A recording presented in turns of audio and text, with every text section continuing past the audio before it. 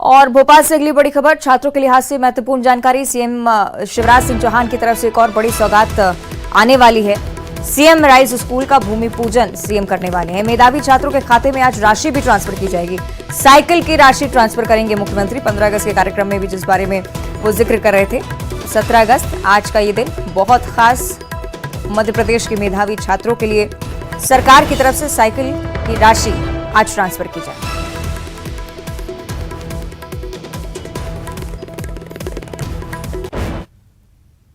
और अब ग्वालियर से अगली बड़ी खबर, जहां 16 करोड़ के पीएचई घोटाले का मामला सामने आया था और उस घोटाले के मामले का आरोपी कंप्यूटर ऑपरेटर राहुल आर्य अब पुलिस गिरफ्त में है। ग्वालियर क्राइम ब्रांच ने बुधवार रात हरिद्वार से राहुल को गिरफ्तार किया। राहुल के रिश्तेदारों के खाते में घोटाले की राशि भेजी गई थी, इस बात की भी पुष्टि हो चुकी है।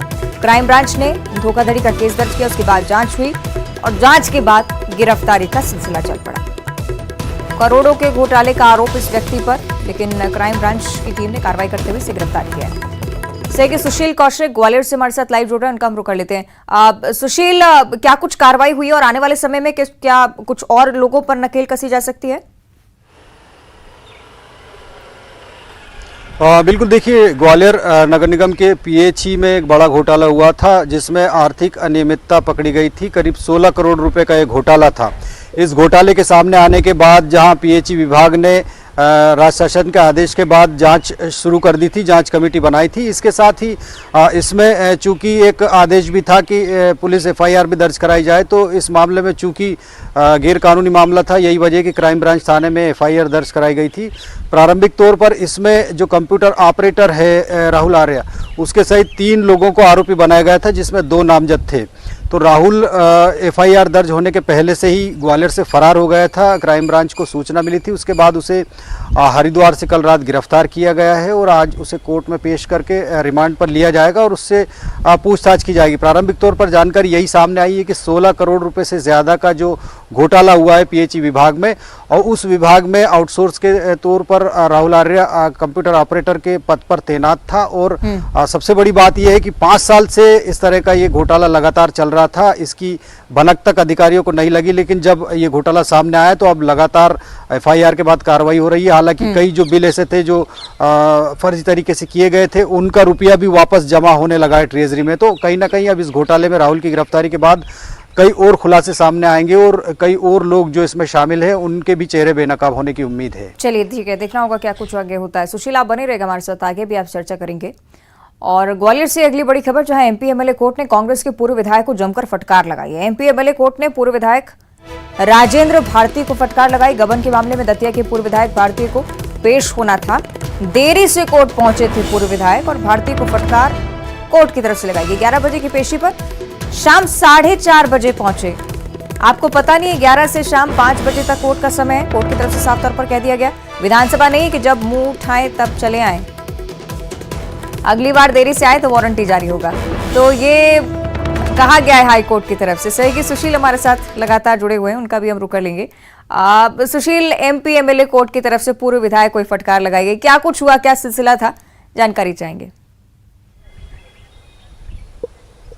देखिए, ग्वालियर एमपी एमएलए कोर्ट में एक केस चल रहा था, जिसमें दतिया के पूर्व कांग्रेस के एमएलए राजेंद्र भारती एक मामले में आरोपी थे। उन पर गबन का जो एक केस था, उस मामले में उनकी पेशी थी। कल 11 बजे के लगभग एमपी एमएलए कोर्ट ने राजेंद्र भारती को बुलाया था, लेकिन वो लगभग 5:30 बजे के करीब एमपी एमएलए कोर्ट में पहुंचे। जब वो वहां पहुंचे तो जज ने उनसे पूछा कि आप कौन हैं। तब उन्होंने बताया कि मैं एक्स एमएलए हूं राजेंद्र भारती और यहाँ मेरी पेशी है। इस बात को सुनने के बाद जज नाराज हो गए और उन्होंने फटकार लगाते हुए कहा कि आपको समय पता नहीं है कि 11 से 5 बजे तक कोर्ट का समय रहता है। ये विधानसभा नहीं है कि जब चाहे मुंह उठाए चले आए। अगली बार अगर इस तरह से देरी से आए तो वारंट जारी करेंगे। ये कोर्ट है, इसे राजनीति का अखाड़ा मत समझिए। तो निश्चित तौर पर एक कोर्ट ने जो फटकार लगाई है, वो हिदायत भी दी है कि कोर्ट के जो काम है वो वक्त पर होते हैं और किसी तरह की लेट लतीफ़ी, यानी कोर्ट बंद होने के बाद पहुंचना, कहीं ना कहीं कोर्ट ने भी इस मामले को गंभीर माना और उन्हें फटकार लगाई। कहा है कि अगली बार अगर वक्त पर नहीं आए तो वारंट जारी होगा उनके खिलाफ। तो निश्चित तौर पर कोर्ट का जो सख्त रवैया है वो इसी वजह से कि देरी से आने के चलिए चलते कुल मिलाकर कल उनको इस फटकार मामले लगा दी गई। सुशील आप बने रहेगा हमारे साथ, आगे भी आप चर्चा करने वाले हैं। भोपाल से अगली बड़ी खबर, कलियासौत के किनारे 33 मीटर नो कंस्ट्रक्शन जोन घोषित किया जा चुका है। 31 दिसंबर तक कब्जा हटाने होंगे, ये भी जानकारी है निगम की तरफ से। कलियासौत का 33 मीटर क्षेत्र ग्रीन बेल्ट में तब्दील किया जाएगा। एनजीटी ने ऐतिहासिक फैसला दिया है। कलियासौत नदी के संरक्षण को लेकर यह फैसला सुनाया गया है। 2 महीने में सीमांकन भी करवाना। और ग्वालियर से अगली बड़ी खबर, ग्वालियर चंबल के लापरवाह अस्पतालों को नोटिस जारी हो चुका है। 24 अस्पतालों को नोटिस जारी किया गया। ग्वालियर के 10, मुरैना के 9, भिंड के 4 और दतिया के 1 अस्पताल को नोटिस दिया गया है। मध्य प्रदेश प्रदूषण बोर्ड ने 24 अस्पतालों को कुल मिलाकर नोटिस जारी किया। पंजीयन भी रद्द हुआ है कुछ अस्पतालों का और 11 अस्पतालों को बंद करने का नोटिस है। सही, सुशील लगातार हमारे साथ जुड़े हुए हैं। सुशील, इस सिलसिले में हम कार्रवाई बहुत लंबे समय से देख रहे हैं, कुछ दिनों पहले भी इसी तरह से कार्रवाई हुई थी, क्या जानकारी से लेकर? बिल्कुल, देखिए मध्य प्रदेश नियंत्रण बोर्ड लगातार ऐसे अस्पतालों पर कार्रवाई कर रहा है जो नियम कानूनों को दरकिनार करते हुए संचालित हो रहे हैं। ग्वालियर प्रदूषण नियंत्रण बोर्ड ने कल करीब 24 अस्पतालों को नोटिस जारी किया है। इनमें 10 अस्पताल ग्वालियर के, 9 मुरैना के, 4 भिंड के और 1 दतिया का है।